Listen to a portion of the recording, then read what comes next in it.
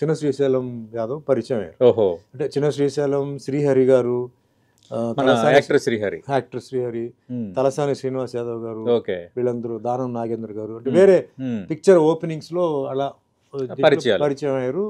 చిన్న చిన్న ఇష్యూస్ ఉంటే వాళ్ళంతా సాల్వ్ చేశారు. తర్వాత అందరూ ఇప్పుడు శ్రీశైలం యాదవ్, ఎందుకంటే ఆయన జూబ్లీ హిల్స్ లో అప్పుడు యూసుఫ్ కూడా ఉండేవారు కాబట్టి అప్పుడప్పుడు వచ్చి షాప్ ఓపెనింగ్స్ కృష్ణానగర్లో, అవును, అంటే సెలూన్ కూడా ఓపెన్ చేశాను. ఓకే, అవును. సో ప్రతిదీ నా చేతుల మీద ఓపెన్ చేసి, అన్న మీరు అందరితో క్లోజ్ అవ్వాలి. ఆ టైంలో నాకు కొంచెం ఏదో కొన్ని పండగ దేనికో ఈ చందాలు అడగడానికి కొందరు వచ్చేవారు.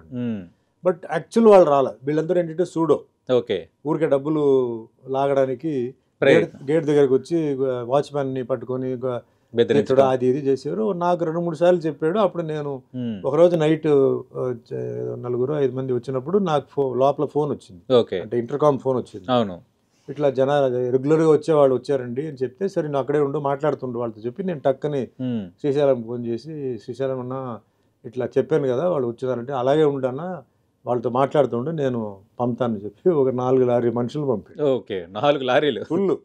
వాళ్ళది 200 మంది ఉంటారు ఈజీగా. వాళ్ళు మొత్తం బెదిరిపోయారండి. ఇదేంటి ఇది, పైగా వచ్చిన 400 మంది కూడా ఏంటంటే అంత తెలిసిన వాళ్ళే మొత్తం.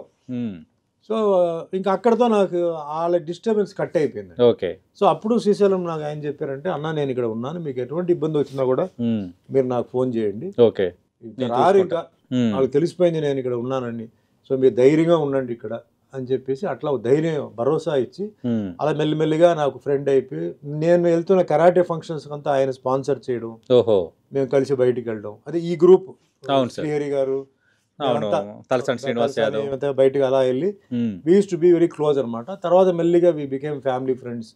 మా ఇంట్లో ఫ్యామిలీ దీనికి ఆయన పిలవడం, ఆయన ఇంటికి, ఎందుకు ఆయన అంటే నాకు ఇష్టం అండి, నాకంటే ఆయనకి ఇష్టం, అయిపోయింది.